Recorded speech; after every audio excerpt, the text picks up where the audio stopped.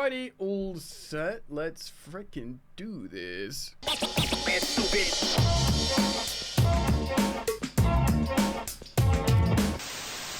Yes, people, what's happening? Welcome back to Football Therapy. It's been a while. How you doing? Are you okay? I hope you're doing well. Genuinely do hope that. Welcome back to Chelsea News. Today, Chelsea have announced Kellyman. It looks like we've agreed personal terms with Anselmino. We can talk about that a little bit as well. Chelsea have made a lot of sales. Carney To Milan, could he be going to Milan? Di Marzio writing about that as well. Today, Saturday, Chelsea will have more meetings with Leicester over at Dewsbury Hall. And actually, Simon Johnson and Rob Tanner's written something on The Athletic for this, which I'm interested to learn about because obviously it's a bit of a divisive, excuse me, burping into the microphone there, bit of a divisive transfer because he's not very sort of high profile. So we'll get into that as well. And yes, of course, yesterday I reflected on a couple of deals being complete. I didn't quite get in time.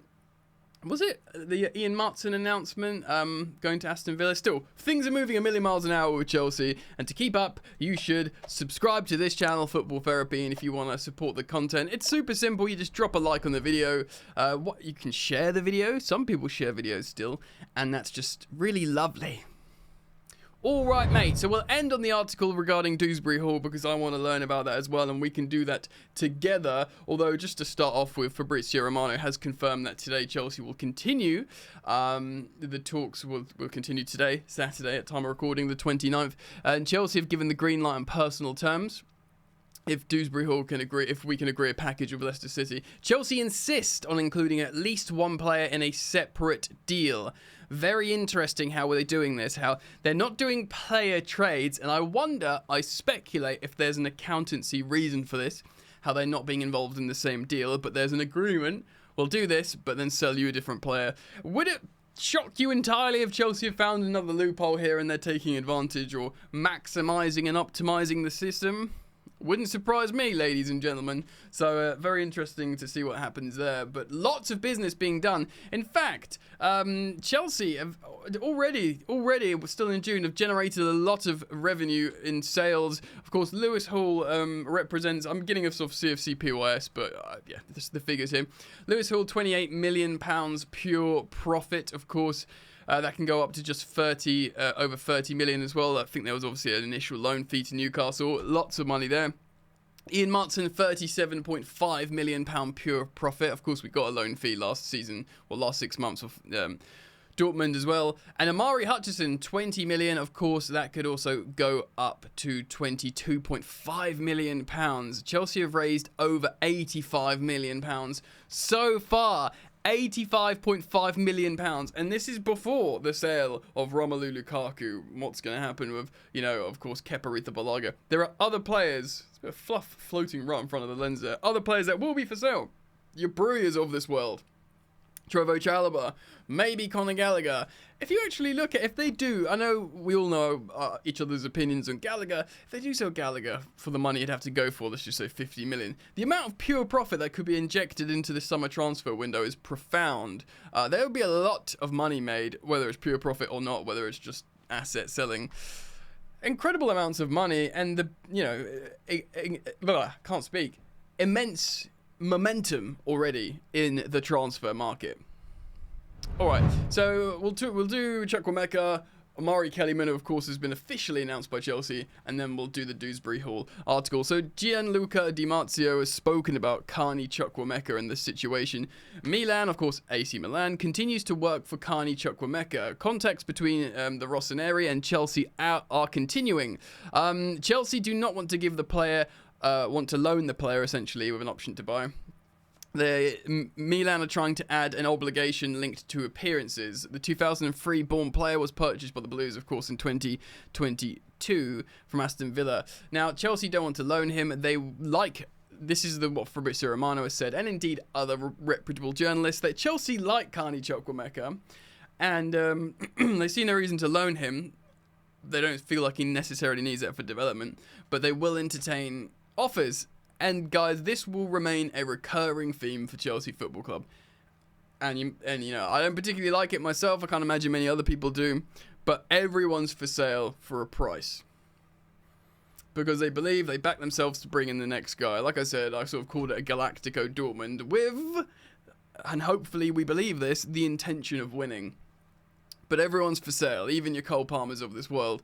If Real Madrid knocked on the door tomorrow and said, we'll give you £200 million for Cole Palmer, or say PSG did, say we think he can be our Mbappe replacement, we'll give you 200 million. Chelsea would go, off you go, Cole.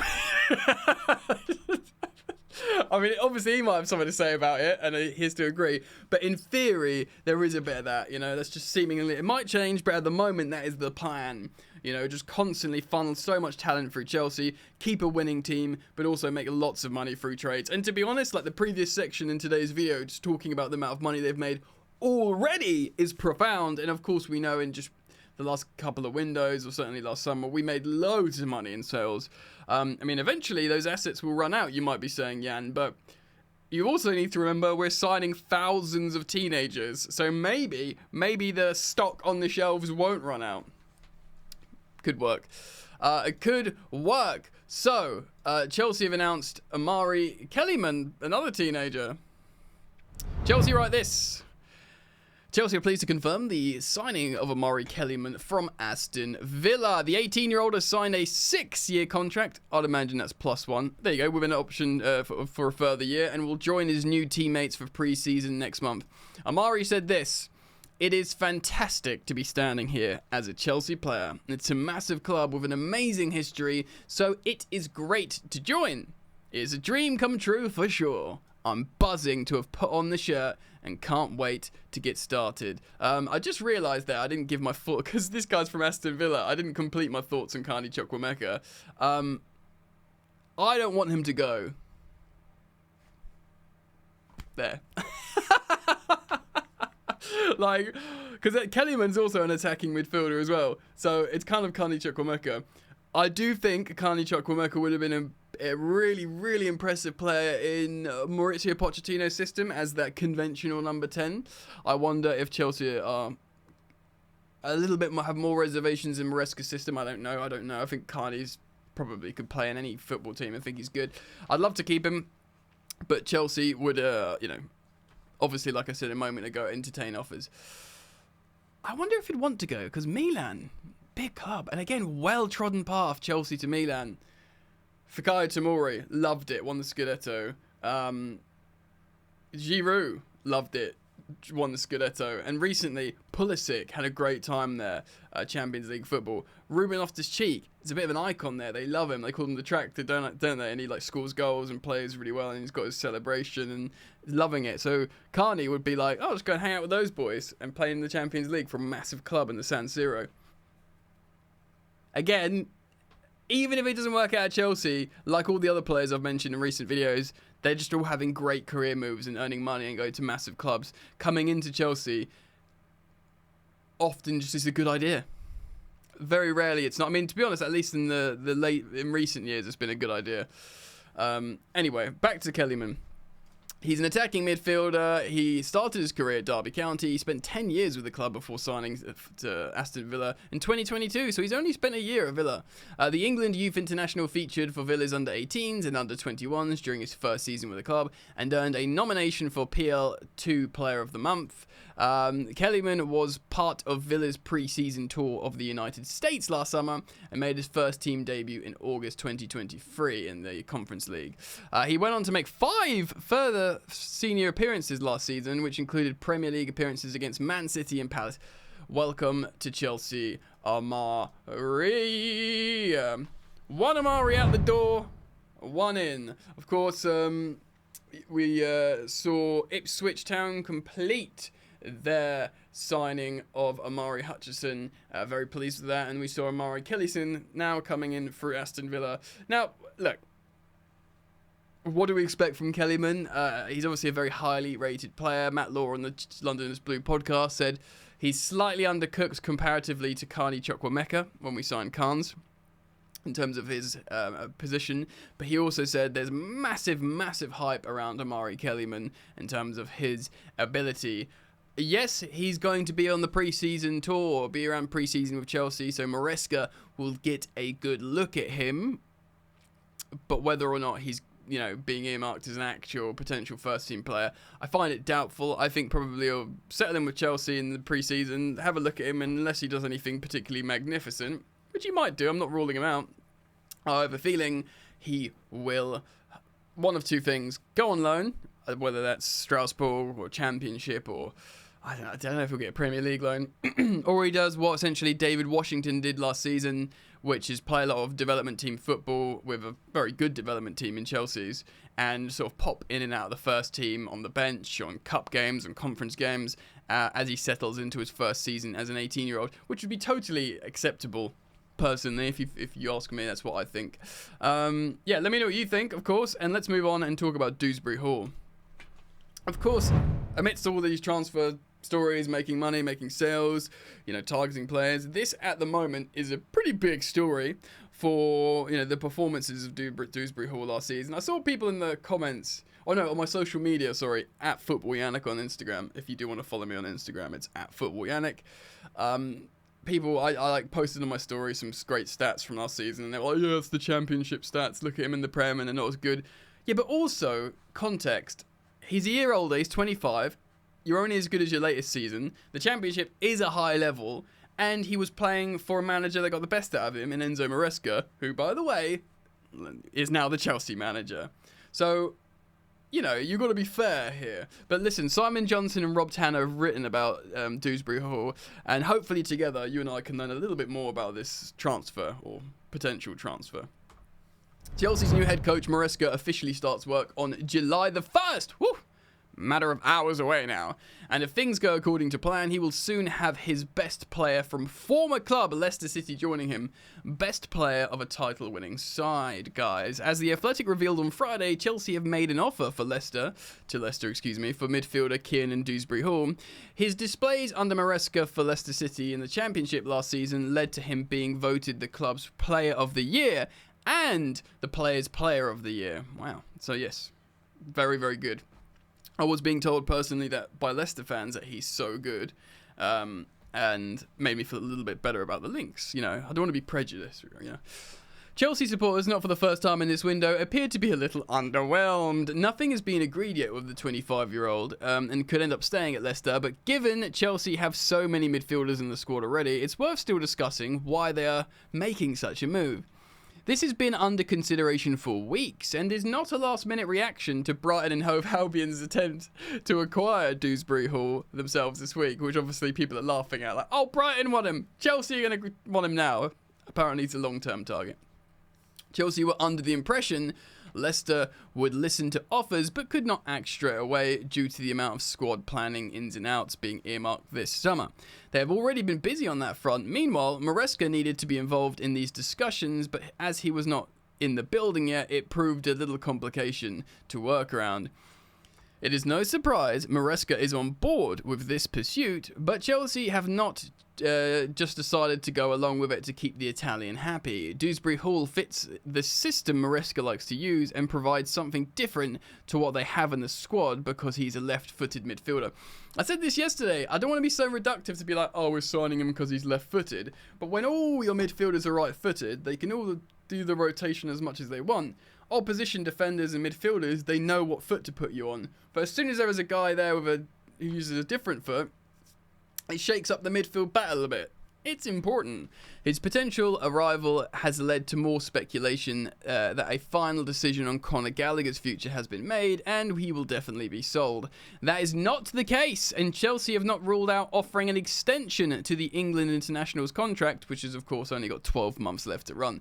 Gallagher is regarded as more of a defensive box-to-box midfielder, whereas Dewsbury Hall is being lined up to play further forward as an attacking midfielder. Well, we know that. We looked at his stats yesterday. I can't remember which video, but he's got very, very promising attacking stats and creative stats, Dewsbury Hall, which of course isn't Gallagher's strong suit. Let's read on.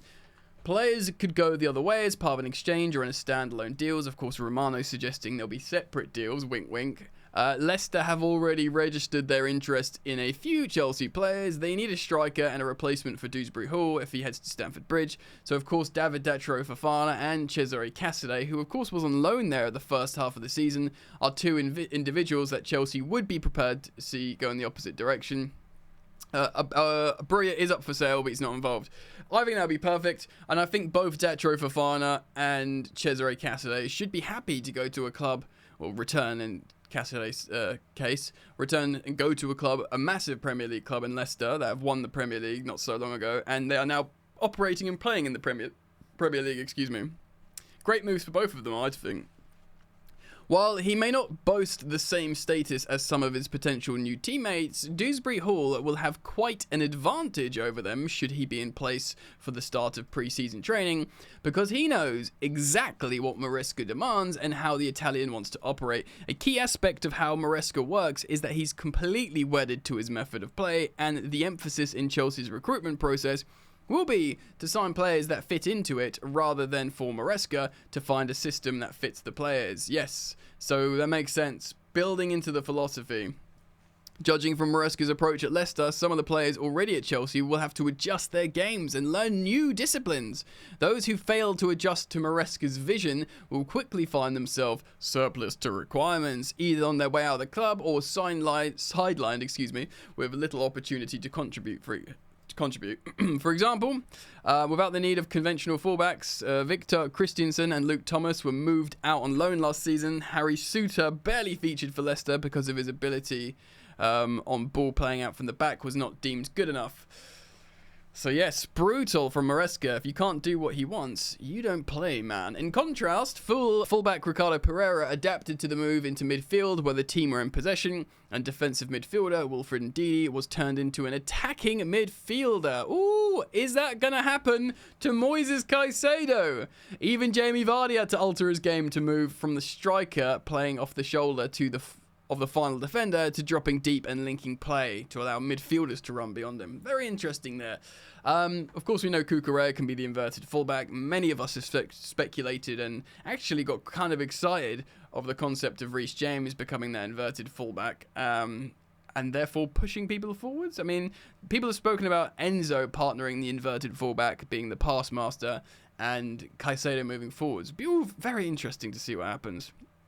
Of course, this is where Dewsbury Hall played the prominent role for the championship winners, and surely will do so for Chelsea should he come, of course. In Maresca's plan, the high central midfielders play key roles, with the holding midfielder and the inside fullback anchoring in front of the back three. Of course, that's your like double six, as Thomas Tuchel would call it.